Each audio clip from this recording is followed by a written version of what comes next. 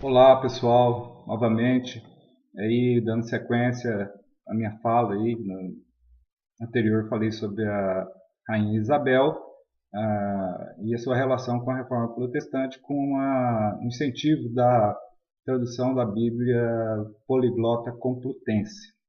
Bom, eu creio que até o final dessas exposições vocês conseguirão entender por que eu comecei pela Espanha, um país tão distante aí da terra natal do reformador protestante Martinho Lutero.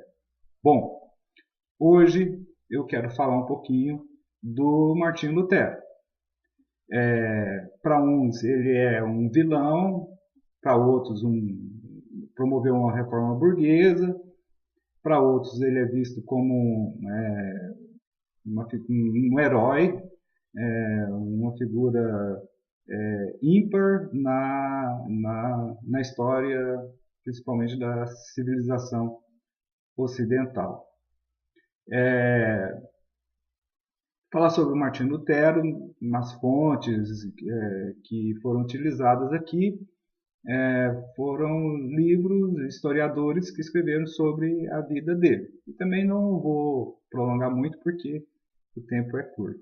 Mas eu indico para vocês duas boas obras que falam sobre o Martinho Lutero, que é O Pecado e o Medo, a culpabilização do Ocidente, 1300 e 1800, do historiador francês Jean Delumeau, e o livro da Karen Armstrong.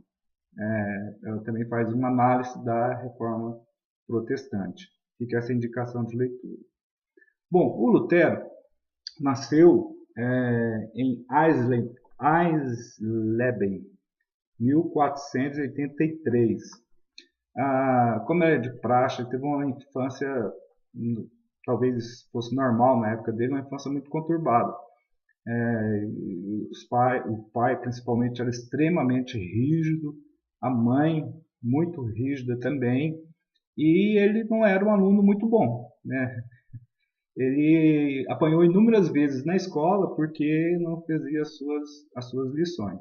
Então, assim, a infância, a formação do Lutero foi uma formação assim, muito difícil, muita rigidez, apanhou bastante e, de certa forma, isso posteriormente vai influenciá-lo.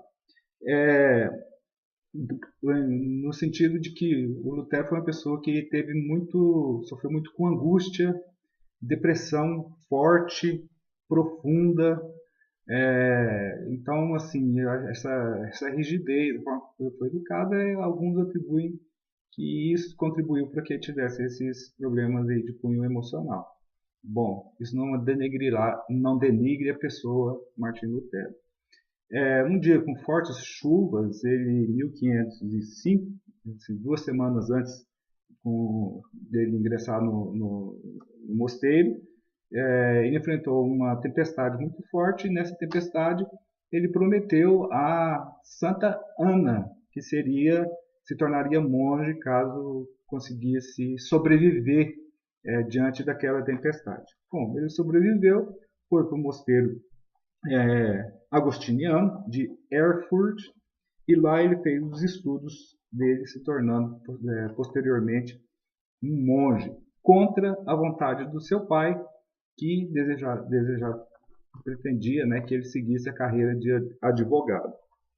Bom, o grande dilema que vai anteceder o ato que o Lutero fez no dia 31 de outubro de 1517 são os dilemas pessoais, as questões pessoais da vida interior dele. Bom, na época dele, o tema salvação e é, salvação e condenação eram temas recorrentes que a igreja apelava, né, utilizava desse tipo de argumento para colocar o pânico, o medo nas pessoas. Como eu falei no início, o Lutero ele foi muito castigado pelas dificuldades disciplinares que ele tinha e também pela rigidez da educação que ele obteve.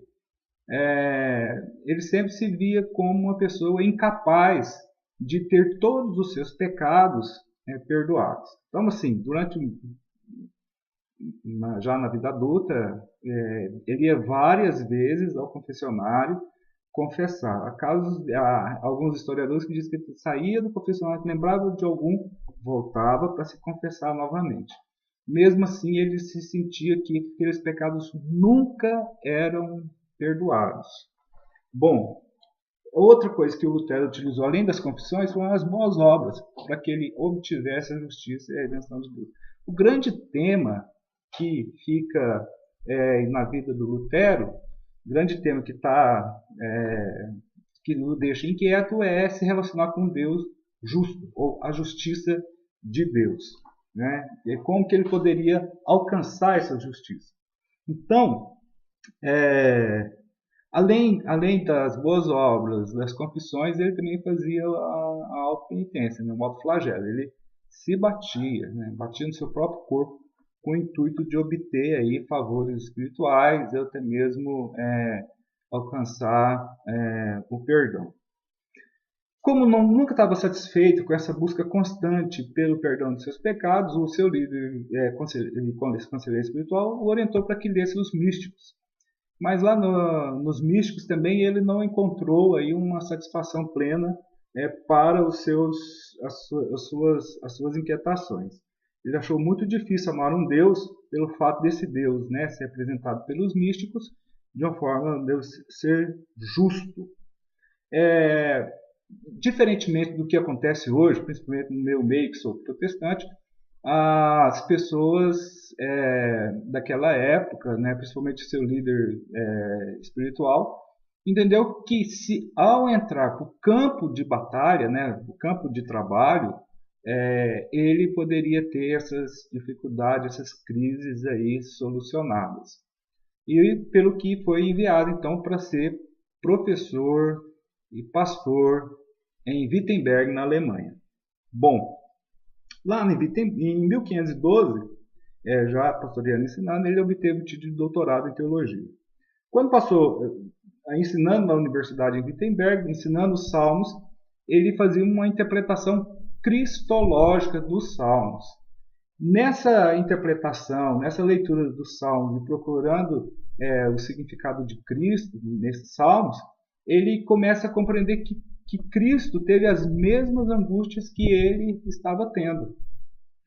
Bom, mas já é o início aí da sua busca por respostas dentro do texto bíblico. Ele passa então a ensinar Romanos. E em Romanos foi aí o divisor de águas. Foi quando ele passou a entender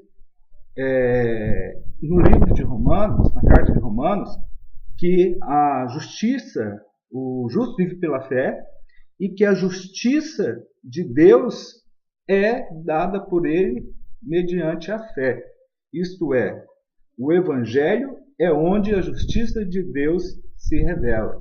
Quer dizer, é uma justiça salvadora, é uma justiça que não é adquirida por méritos próprios.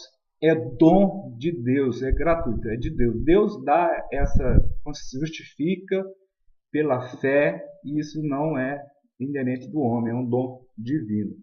Bom, a partir de então ele passou a entender que a salvação, ou como obter essa justiça de Deus, não é através de obras, não é através de confissões, não é através de compra de indulgências, não é através de nenhuma dessas coisas que ele cria até então. Entendeu que isso era uma obra da graça divina, da graça de Deus, da sola gracia, que vai ser um dos gritos da reforma protestante. E passou a ensinar essa nova teologia, a teologia da graça de Deus, a teologia da graça de Cristo. E antes mesmo do dia 31 de outubro, ele compôs as 95 teses. Essas 95 teses ele fez para ser debatido no ambiente acadêmico, onde ele estava, para os seus alunos, ele estava ensinando. Nessas exposições das suas 95 teses, ele atacava veementemente os fundamentos da teologia escolástica. Os princípios da escolástica eram atacados por Martinho Lutero de uma forma muito veemente. Só que isso não trouxe muita repercussão, porque só ficava no ambiente acadêmico. Bom, nesse período, existia uma movimentação de venda de muitas indulgências. Por que vender indulgências? A família rica e influente na Alemanha, Hohenzollern, nela tem lá Alberto de Brandeburgo, que era um bispo, já tinha dois arcebispados, duas arquidioceses. Ele estava interessado também em ser o líder da arquidiocese de Mainz, ou Mainz, né? Então, para que isso ocorresse, ele fez um acordo com o Papa. O Papa resolveu, então, que ele poderia ter essa arquidiocese também. O que ele fez? O Papa fez? O Papa, na época, muito corrupto, o Leão X com interesse de cavar a Basílica de São Pedro, ele falou assim, eu te vendo por 10 mil ducados, que na época era um dinheiro elevado. Bom, para que o Alberto de Brandeburgo conseguisse obter esse dinheiro, o Papa propôs e autorizou para que ele vendesse indulgências. 50% do dinheiro das indulgências ficaria com o Alberto de Brandeburgo e os outros 50% seriam enviados para Roma. O agente, o vendedor dessas indulgências foi o João Tetzel, e passou a vender indulgências, pedaços da cruz de Cristo, pedaço de uma coisa, água disso, óleo daquilo, sangue daquilo, aquilo outro, como meios para a salvação, né? O João tinha uma pregação sobre indulgência muito extravagante. Ele chegava a dizer que antes mesmo que a moeda caia lá no fundo do gasofilácio, a alma da pessoa que está perdida no inferno já vai direto para o céu, né? É uma coisa absurda. O Lutero vendo isso e não batendo com aquilo que ele pensava, e existia também no contexto do Lutero uma insatisfação muito grande com relação a essas cobranças feitas pela Igreja Católica, o dinheiro que era enviado para Roma. Então o nacionalismo alemão também esse contexto aí do nacionalismo vai ajudar para que o Lutero, né, ganhe força. E lá, vendo toda essa barbaridade, ele vai lá no dia 31 de outubro de 1517 e fixa na porta da catedral lá de Wittenberg as suas 95 teses. Causa uma revolução muito grande em toda a Europa, porque nessas 95 teses ele vai atacar, ele vai condenar veementemente a venda de indulgências. Para ele, a salvação é sola gracia, só pela graça. E Deus que dá, não é comprado por obras, não é através de indulgências, isso vem de Deus. Por hoje é só, continuarei falando com vocês, exatamente porque nós estamos aí a poucos dias de comemorarmos 498 anos da Reforma Protestante. Amanhã pretendo apresentar um novo conteúdo. Tchau, até mais.